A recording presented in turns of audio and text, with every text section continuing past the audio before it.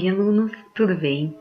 Hoje nós vamos continuar a falar sobre a Primeira República ou a República Velha. Na verdade, desde a semana passada, eu estou trabalhando alguns movimentos e revoltas que aconteceram neste período. O primeiro deles, que nós vimos na semana passada, foi Canudos. Então, nós falamos um pouco de como estava a situação dos sertanejos, então de como eles viviam na miséria e à mercê dos coronéis que ali viviam, né?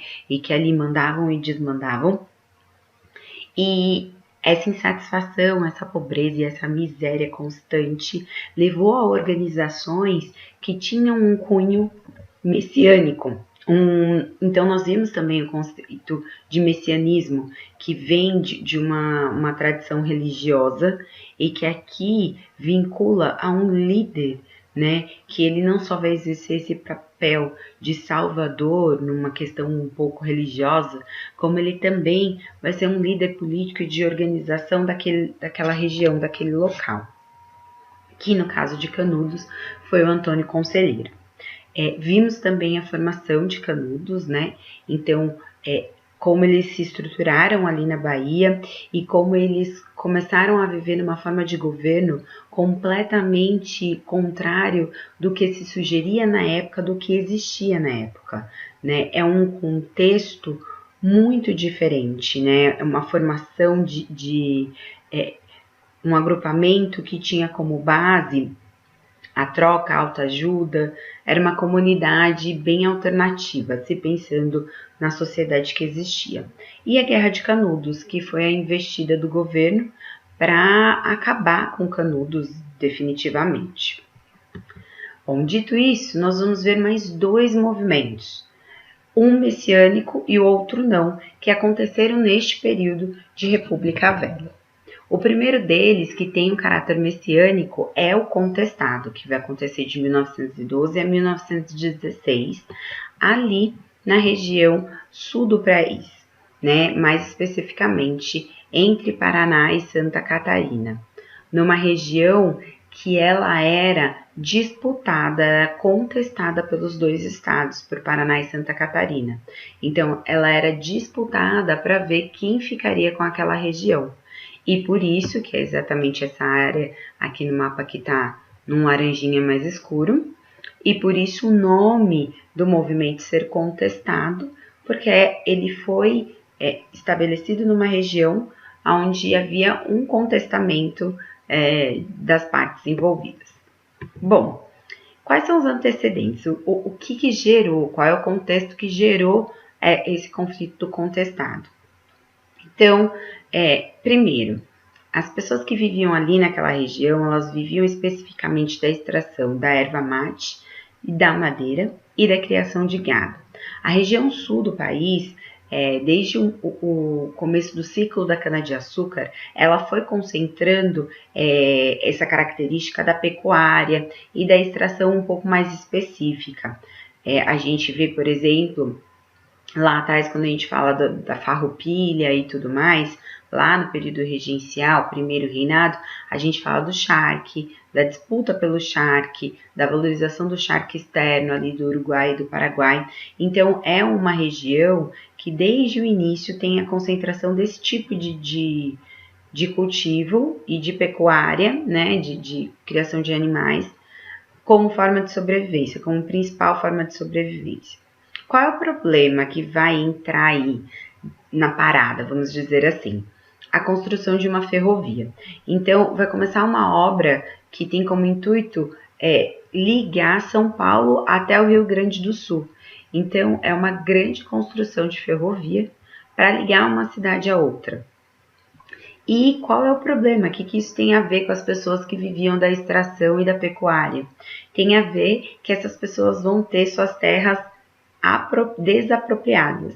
Então, para a construção dessa ferrovia, muitas pessoas vão perder sua terra para poder passar a ferrovia e perdendo a sua terra, sendo desalojado de sua terra, eles vão perder também o meio de vida deles, porque eles trabalham com a terra. Então, não é simplesmente eu estou perdendo minha casa e eu preciso encontrar outro lugar para morar. Eu estou perdendo o meio de vida, a forma como eu vivo. né? Então eu vou perder minha casa e não ter como me alimentar, como sobreviver. Essas pessoas que ficaram sem ter como sobreviver, elas começaram a buscar outras formas de trabalhar. E essas outras formas se concentraram em 3 pontos. O primeiro deles, em alguns fazendeiros locais, então eles passaram a ser empregados desses fazendeiros locais. E os 2 outros pontos, que concentrou um número maior de pessoas, foram as 2 empresas internacionais que estavam fazendo a construção dessa ferrovia. Então, essas 2 empresas foram que absorveram essas pessoas para o mercado de trabalho, entre aspas. Tá, e porque isso vai gerar um processo de movimento de revolta. Bom, esses trabalhadores começou a gerar uma insatisfação, não só uma insatisfação, mas passou a ser insustentável manter esses trabalhadores nas empresas que estavam construindo a ferrovia. Por quê? Muitos deles ainda contestavam a perda de território, se manifestavam contra isso e geravam um contexto e um ambiente insatisfatório para um bom trabalho. Então, o que essas empresas fizeram? Demitiram essas pessoas que estavam lá e começaram a contratar pessoas de outros estados.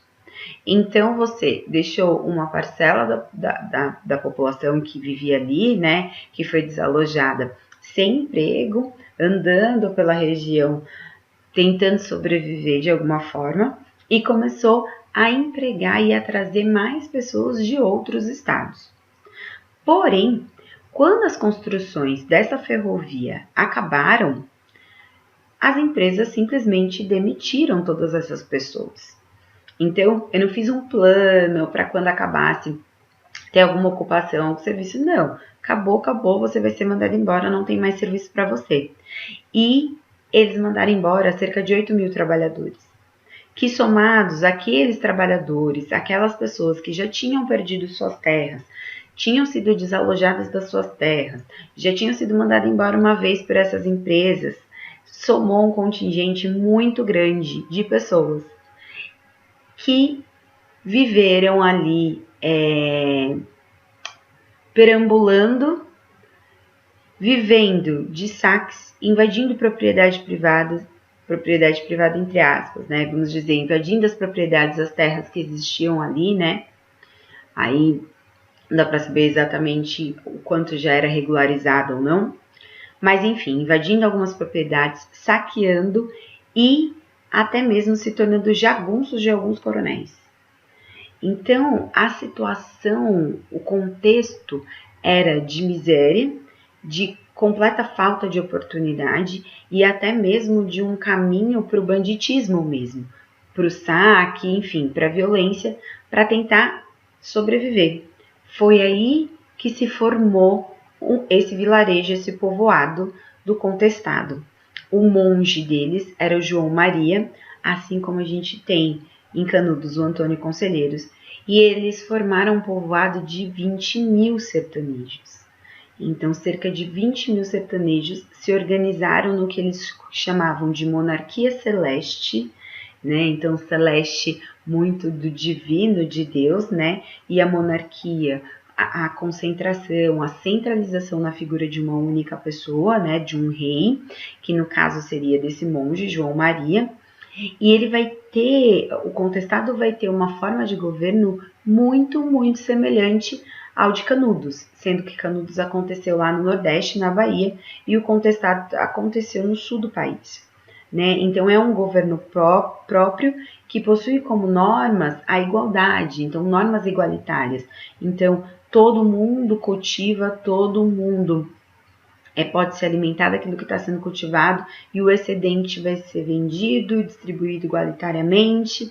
Então, são formas de governar completamente diferente do que existia, não só à época, mas do que continua existindo hoje, né? Que a gente tem uma valorização da propriedade privada, do lucro individual, enfim, não dessa igualdade, dessa distribuição por igual, vamos dizer assim. Esse daqui é o João Maria, o monge, que liderou esse processo do contestado, né? E aqui a gente tem os sertanejos que ali viviam. Bom, o que vai acontecer? O mesmo que aconteceu em Canudos. O governo vai começar a se organizar para destruir e expulsar essas comunidades. Até porque, além de ser um palco grande de resistência, imagine para os governantes da época se essa ideia de viver de forma comunitária, por meio de uma igualdade, imagina se isso virar moda e todo mundo resolver viver dessa maneira. O que vai acontecer com o controle e o poder que o governo vigente tinha ou exercia, certo? Então, ele vai combater os sertanejos e destruir essa organização comunitária, expulsar mesmo os sertanejos das terras ocupadas. Em 1912, o José Maria foi morto e o restante dos núcleos que ainda existiam do contestado vão ser destruídos por forças do Exército Brasileiro. A última investida que acaba de vez com o contestado foi em 1916. E ao contrário de Canudos, que também foi muito violenta, mas Contestado ele é ainda mais marcado por uma violência grande e significativa, porque nesse último núcleo, nessa última investida, esse exército chegou com canhões, metralhadoras e até alguns aviões de bombardeio. Então isso nunca tinha sido usado e não foi usado tão cedo na história do Brasil para um conflito interno. Então, a violência e o poderio de ataque que esse exército entrou para poder, enfim, não viabilizar, mas para poder destruir de uma vez esse contestado, foi imenso, foi enorme. O segundo movimento foi o movimento do cangaço, do segundo movimento que nós vamos ver hoje.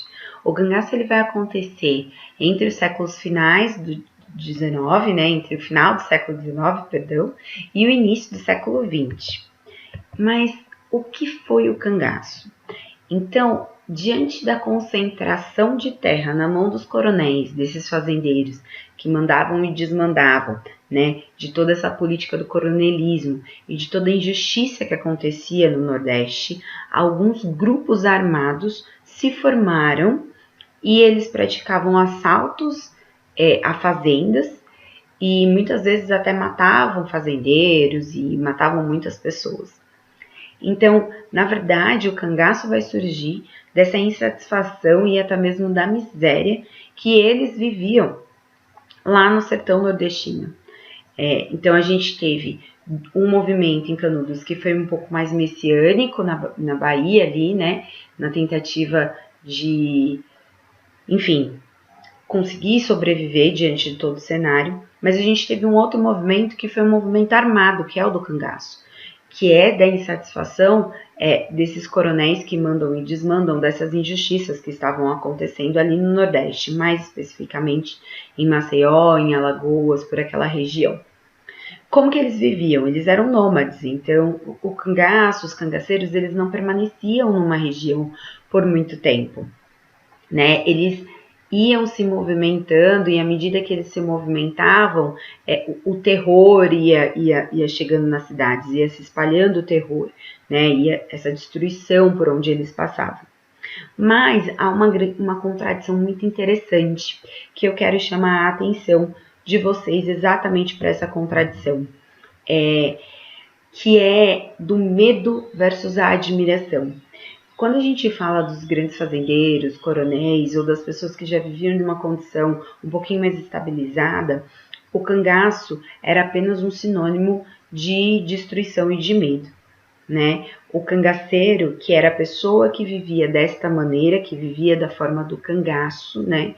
Trazia para aquele grupo o medo, o terror. Para os pobres, eles também sentiam medo, mas ao mesmo tempo eles admiravam o que os cangaceiros faziam, porque os cangaceiros estavam indo contra todo aquele sistema. Então, efetivamente, os cangaceiros tinham conseguido resistir a tudo aquilo, né? Eles conseguiram ser fortes, vamos dizer assim. Então há um misto, até entre os pesquisadores. Vamos falar mais disso. Bom, um dos principais grupos dos cangaceiros que existiu foi o grupo liderado pelo Virgulino Ferreira, o Lampião, que foi considerado o rei do cangaço e que lutou ao lado da sua mulher Maria Bonita, como mostra na foto. O que os pesquisadores dizem do movimento do cangaço, uma parte alega que foi apenas um movimento de banditismo mesmo, de criminalidade, que a intenção era única e exclusivamente assaltar, matar pessoas. Há outros pesquisadores que contestam essa versão e dizem que na verdade foi um movimento de contestação social diante da situação que eles viviam. E que essa contestação social ela era legítima porque eles viviam numa miséria muito grande. Eles viviam de um processo de injustiça, de repressão e de que eles não tinham outra alternativa. Bom, o fato é que o grupo de cangaceiros eram grupos que amedrontavam significativamente as populações aonde eles chegavam. A violência também era muito significativa. Eles realmente matavam as pessoas, eles realmente estupravam mulheres, enfim, era um movimento violento. E falando de mulher, eu achei essa matéria muito, muito interessante, que vai estar disponível aí no PDF para vocês, de um site chamado Justiça de Saia, que fala de diversas questões pela perspectiva feminina, e fala um pouco nessa matéria sobre o cangaço pela perspectiva da mulher, né? Inclusive de todo o abuso que, por exemplo, a Maria Bonita teria sofrido dos próprios cangaceiros, do próprio Lampião. O cenário era muito cruel para as mulheres.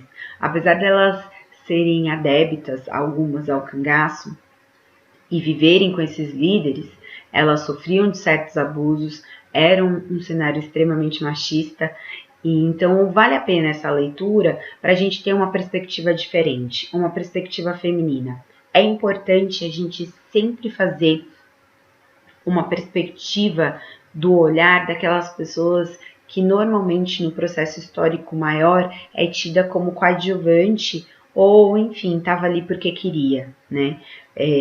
Vamos retomar um pouquinho falando, a gente já falou disso, a gente teve um fórum recentemente, eu acho que há 2, 3 aulas passadas, falando sobre a situação da mulher ainda nos dias de hoje, do abuso moral e sexual que as fábricas deste período de República Velha trazia e da continuidade disso hoje.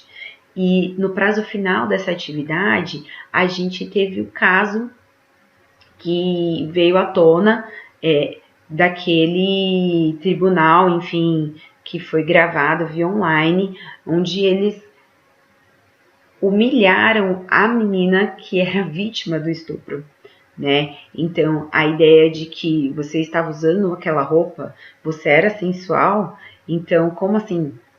Você não é santa, por que você está reclamando? E eu acho que o cangaço, ele traz um pouco essa visão da mulher. Ela não tá lá, ela tá lá porque ela quis, então aguente, né? Então, eu achei essa matéria interessante de contribuir com a aula, porque por que a mulher não pode lutar porque ela quer?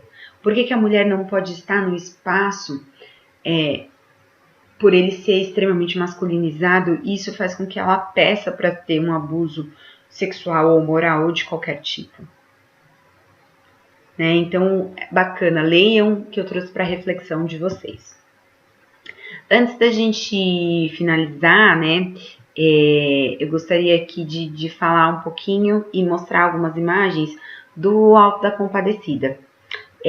Voltando um pouquinho até no Lampião e na Maria Bonita, eles foram um grupo que foi muito marcado porque foi um grupo que sofreu uma emboscada e boa parte deles foi assassinada, né? E fizeram um altar, então tem até imagens, eu vou colocar uma imagem aqui quando eu estiver falando isso, imagens de todas as cabeças de todos os principais líderes degolados, decapitada e exposta para que servisse de exemplo e para que amedrontasse o restante dos cangaceiros, assim como fizeram com Tiradentes lá atrás, né? Esquartejaram e colocaram lá em praça pública para trazer medo e, enfim, fazer com que outros não fizessem o mesmo. Então, a tentativa de controlar o cangaço também era muito violenta. E esse grupo específico do Lampião foi uma emboscada, e esse altar que eles fizeram para mostrar a cabeça de todos eles é muito significativo, é muito forte. Mas eu quero colocar o contraponto aqui, né? O Alto da Compadecida, na verdade, é uma peça teatral escrita pelo Ariano Suassuna. O Ariano Suassuna, ele faleceu em 2014 e ele era um escritor nordestino incrível. Eu tive a oportunidade de ir a uma palestra com ele, de ficar bem próxima, né, bem pertinho dele, assim, não próxima no sentido afetivo, mas bem perto dele, e eu vi ele falar com tanta clareza, com tanta inteligência e sabedoria. E entre as coisas que ele escreveu está o Alto da Compadecida, que trabalha com muito humor esse contexto muito pobre e miserável do sertão nordestino. E na história, não sei quem não assistiu, porque é muito famoso, muitas pessoas assistiram, mas na história do Chicó e do seu amigo, eles mostram, enfim, as várias tentativas dos personagens de se dar bem, de conseguir dinheiro e tudo mais, com aquela forma meio malandra brasileira de se viver, e até que chega um grupo de cangaceiro que arrasa com a cidade que eles vivem e que vai matando os personagens. E aí você tem justamente o julgamento, vamos dizer lá, né? É Jesus, Nossa Senhora e o diabo tentando livrar ou condenar um ou outro. E é interessante a perspectiva que eles dão do cangaceiro principal que morreu e do personagem principal, né? Mostrando um pouquinho da miséria que existia no Nordeste. Então vamos ver um trechinho. Se deixe comigo. Não foi a sua morte que o redimiu, mas a de seus pais. Com 8 anos de idade, ele conheceu a fera que existe dentro dos homens.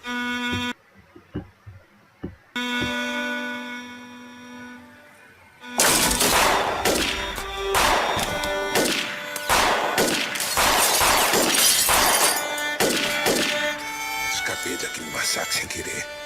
Passei a vida desafiando a morte.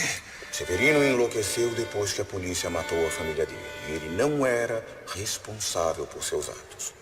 Está salvo. Isto é um absurdo contra o qual... Já sei que você protesta, Mas eu não recebo o seu protesto. Você não entende nada dos planos de Deus. Severino está salvo. Ele foi um mero instrumento da cólera divina. Severino, meu filho, pode ir para ali.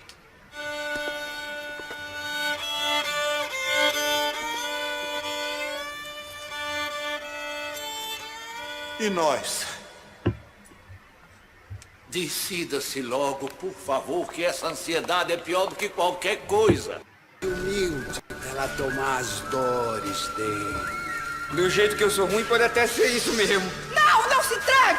João, esse é o pai da mentira, está querendo lhe confundir. A verdade é que eu não fui nenhum santo. E nem tive uma morte gloriosa como a dos meus companheiros. João foi um pobre como nós, meu filho.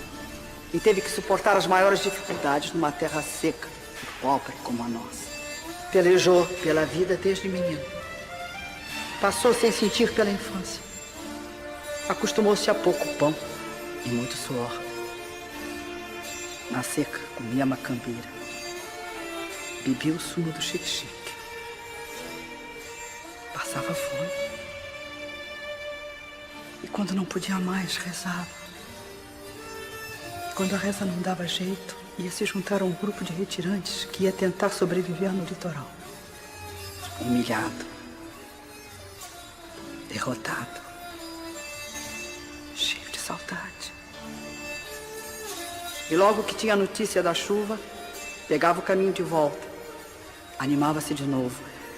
como se a esperança fosse uma planta que crescesse com a chuva. E quando revia sua terra, dava graças a Deus por ser um sertanejo pobre, mas corajoso e cheio de fé. Peço-lhe muito simplesmente que não o condene. Acho que deu para perceber um pouquinho, né? Então, quando ele fala do cangaceiro, a vida sofrida, a repressão policial, que na verdade era uma repressão que era por mando e desmando dos coronéis, e o João, que, enfim, era a representatividade do que o povo sertanejo passavam ali naquela região. É super engraçada essa obra e é bem famosa, já passou por diversas vezes na televisão, vale a pena assistir para quem não conhecia. Então, o que vimos hoje? Nós falamos sobre o contestado, né? O que foi o contestado, esse movimento, essa organização que surgiu da necessidade de organizar as pessoas que, diante do processo da construção da ferrovia, ficaram desamparados, ficaram à mercê. E a fundação desse povo, liderada por um monge, João Maria. O combate extremamente violento do governo com relação a esse grupo de sertanejos. E vimos o cangaço, segunda parte, né, o segundo movimento da aula de hoje, que foi esse movimento que traz essa contradição, que é justamente o fórum desta semana. Essa contradição que nós não sabemos muito bem se eles foram somente um grupo de banditismo, de violência, ou se eles efetivamente foram, enfim, projeto de um cenário social. Então, que foi uma forma de contestar e de conseguir sobreviver. Antes da gente finalizar, vamos para a questão do Enem de hoje, né? Enem 2017. Então, é uma questão um pouquinho mais recente, né? Que traz duas figuras. A figura 1, que é o recorte fotográfico de Maria Bonita, da década de 1930, e a figura 2, que é um traje da coleção de Zuzu Angel. É muito bacana a gente lembrar quem foi Zuzu Angel. Tem um filme, vou até colocar aqui, quando eu estiver falando vai aparecer aqui. Um filme que se chama Zuzu Angel, né? A Zuzu Angel, ela é uma estilista brasileira, casada com um americano, que ela teve, o filho dela foi muito atuante na luta contra a ditadura militar. E o filho dela, na verdade, ele foi morto pela ditadura militar. Ela recebe uma carta algum tempo depois do desaparecimento dele, mesmo tentando, enfim,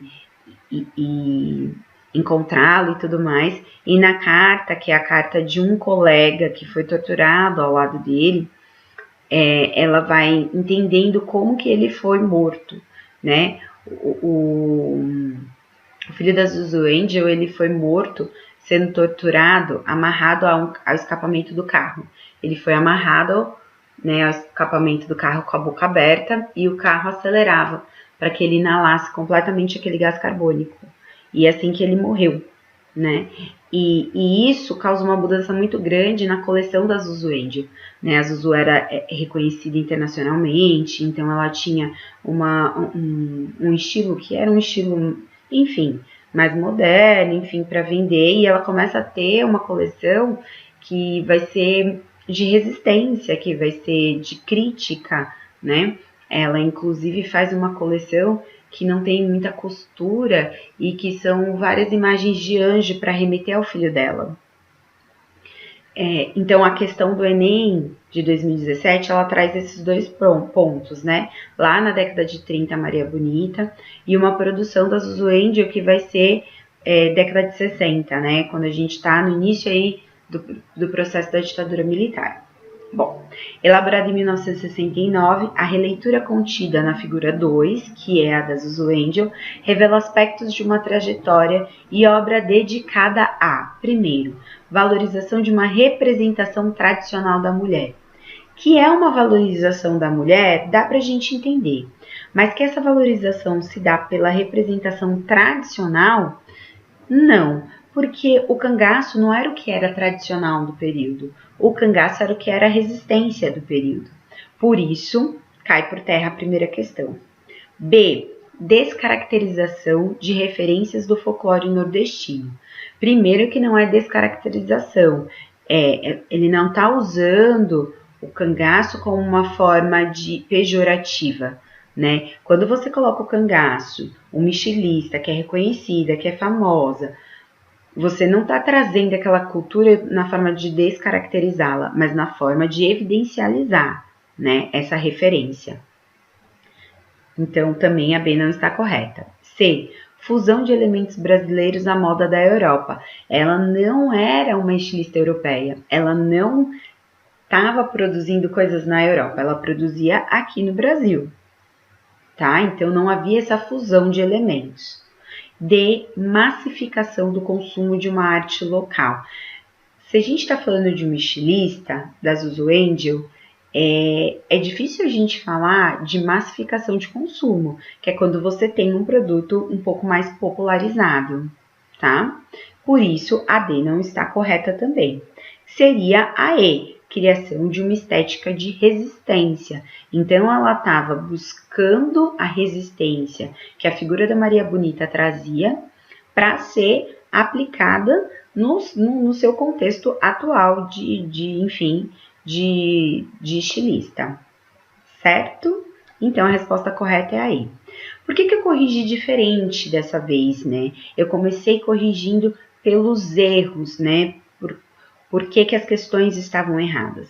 Às vezes, a gente não se lembra exatamente do contexto, como, por exemplo, essa questão. Você tinha que lembrar e entender quem foi Maria Bonita no contexto de cangaço, mas tinha que lembrar também de quem foi a Zuzu Angel, dentro do contexto, enfim, que ela vivia.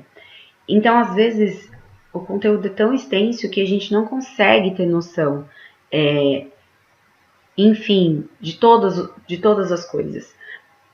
Muitas vezes é interessante a gente começar sabendo ou identificando bem o que está errado na alternativa para que sobre a correta ou a mais correta.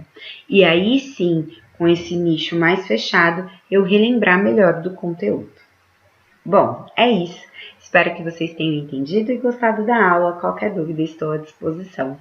Tchau, tchau!